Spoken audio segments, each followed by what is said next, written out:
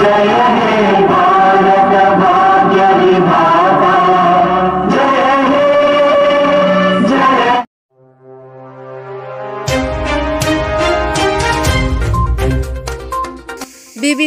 सिङाव थानाय थाइखाजरा एरियानि बानजायनायाव साननैनि जोलुर बादायलायनाय हाबाफारि लादों। चिरां जिल्ला थुक्राझार BBCN सिङाव थानाय थाइखाजरा एरियानि बुहुर सारियालिनि गामिनि गेलेग्रा फोथाराव थाइखाजरा एरिया लाइमोन आफादनि बानजायनायाव साननैनि जोलुर बादायलायनाय हाबाफारि लादों। बे जोलुर बादायलायनाय हाबाफारि लानायनि गुबै थांखियानो जादों फैगौ BBCN मिरु लाइमोन आफादनि जानो गोनां इन्टार एरियानि जोलुर बादायलायनायाव गोरासिन जानायनि थाखाय बे बादायलायनायखौ खुंदों होननानै थाइखाजरा एरियानि आफादगिरि बिश्वजित इस्लारिया बुंथिदों आरो गाबोननि फुंनिफ्राय बुलुर बादायनायबो जागोन होननानै बुंथियो। बे बादायलायनायाव ट्राइबेकाराव रुनिकाटा एरिया 1 गलाव देरहासारनो हायो। बे हाबाफारियाव आलासि महरै बाहागो लाफैदों BBCN मिरु लाइमोन आफादगिरि बिनद बसुमतारी आरो मिरु लाइमोन नेहाथारि प्रमद बसुमतारी आरो गोबां दैदेनगिरिफोरा नुजाथियो। आङो गिबि सेन्टारावनो बे निउस लाइभनि बिथांमोनखौ धन्यबाद होग्रोदों आरो लोगोसे दिनैनि बे 25 तारिखनिफ्राय लानानै जोङो गाबोन 26 तारिखसिम जोङो जोंनि इन्टार चार्ज टुर्नामेन्ट जोङो बेखौ मोनसे थांखि लानानै होनाय जादों। थांखिया बेनो जोंनि बे BBCनि सिङाव थानाय जि मोनसे थाइखा एरिया दं जोंहा बे एरिया हिसाबै जोङो 42टा मण्डली फेल'शिपफोरखौ लानानै जोङो बे टुर्नामेन्टखौ होनाय जादों आरो बिनि गुबै थांखियानो जाहैबाय जोंहा मोनसे सेन्ट्रेल इयुथ कमिटियाव जोंनि BBCनि दालाय आफाद जाय आफादखौ बुङो बेवहाय जोंहा मोनसे बोसोरे मोनसे जोंहा टुर्नामेन्ट जायो। गासै जोंहा BBCनियाव थानाय एरियाफोरखौ लानानै जोङो बिनि बे थांखिखौ लानानै जोङो दिनै बेखौ साखाफारा जादों। जोङो बाव फुटबलजों लोगोसे जि लाइमोन सिख्लाफोरनि जोङो बे थ्र' बलखौबो जोङो गाबोननिफ्राय होगोन आरो जोङो बेखौ सेलेक्सन खालामनानै जोङो बेखौ मोनसे मोजां टिम बानायनानै जोङो बेखौ सेन्ट्रेलसिम जोङो फाथायहरनो थाखाय जोङो थिरांथा लादों आरो बेल' नङा जोंनि थांखिया बे जोहोलाव सिख्लाफोरखौ जोङो माब्रैबा जोङो मोजां खालामनो हागोन। गोबां दानि समाव जोङो नुयो माखासे जोङो मबाइलनि गेम्सफोरजों माखासे ड्राग्स बायदिसिना जानाय लोंनाय गाज्रि गोबां बिथिंजों गोदोनाय बेबादि समखौ जोङो मोनबोनो हादों।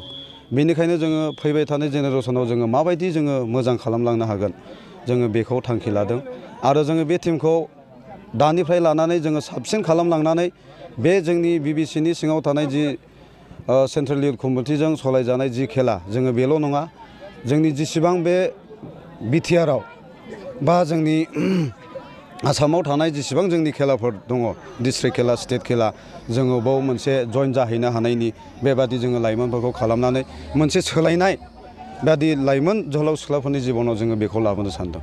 गासै टिमा 7था टिमा बाहागो लानो हादों। बेयाव फार्स्ट टाइमावनो जोङो रुनिकाटा एरिया हिसाबै 9 मण्डली फेल'शिपजों मोनसे टिम बानायदों। सारियालि एरिया हिसाबै बेयाव 7था मण्डली फेल'शिप हिसाबै जोङो बेखौ टिम मोनसे बानायदों। दादगारि एरिया हिसाबै जोङो बेखौ दादगारि 8था फेल'शिप मण्डली हिसाबै जोङो बेखौ टिम बानायदों। लाइमुथि आरो लावफानि एरिया जोङो बेखौबो बुखावनानै जोङो बिदि 7था आरो बिसेसकै जोंहा मोनसे स्टाफ टिम दङ बेजों जोंहा गासै 7था टिम जादों। खुब मोजां सोंनायनि फिननाय जोङो बेखौ बेबादि जोङो आदब खायदा लादों। जोङो मण्डली फेल'शिप थांनानै जोङो बिमा बिफा आरो जोंनि फोथायारिफोरखौ जोङो मोनसे एनकारेज होदों। फैबाय थानाय जोहोलाव सिख्लाफोरखौ जोङो बबे बिथिंजों लाङोब्ला जोङो माबायदि मोजाङाव लाबोनो हागोन जोङो बेखौ जोंनि बिसेसकै गार्जेनफोरखौ जोङो लोगो हमनानै रायलायदों आरो जोङो बेखौ मोनसे समाव जोङो बेबादि थाबोनाय समफोर जादोंब्लाबो जोङो नैबे समनिफ्राय जोङो कन्टिनिउ साबसिनै जोङो बानायलांनो थाखाय बेखौ जोङो गार्जेनफोरजों रायलायनाय जादों। जोङो बेखौ नेक्स्ट फैगोन बोसोराव बे सम बे टाइम बे मासावनो जोङो आरोबाव बिदि जोङो होफिनगोन जोङो साबसिनै जोङो नाजागोन होफिननो थाखाय। मानो होनब्ला गोबां मण्डली फेल'शिपफ्रा बे खेला बे गासै नांगौ खरसा बरसाखौ मदद होनायाव जोंजों गोबां हेफाजाब होदों।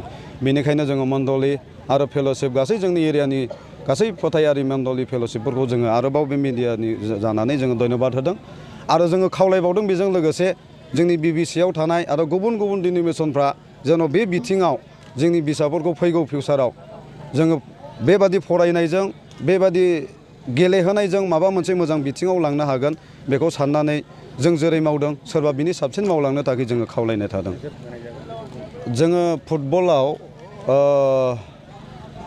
उइनार रानार्स आप हिसाबै जोङो ट्रफि गंसे होनाय जागोन आरो लोगोसे बिथांमोननो जोङो 5,000 रां होनाय जागोन आरो जायफ्रा रानार्स आप जाबाय जेननाय पार्टि जोङो बिथांमोननो जोङो 3,000 आरो ट्रफि गंसे होनाय जागोन आरो थिग बिदिनो ट्रफि थ्र'बल खेला जि लाइमोन सिख्लाफोरनि बिथांमोननोबो जोङो ट्रफिजों लोगोसे जोङो 2,000 थाखा देरहानायनो होनाय जागोन आरो जोङो जेननायनि थाखाय जोङो 1,000 बान्था आरो ट्रफि जोङो होनाय जागोन।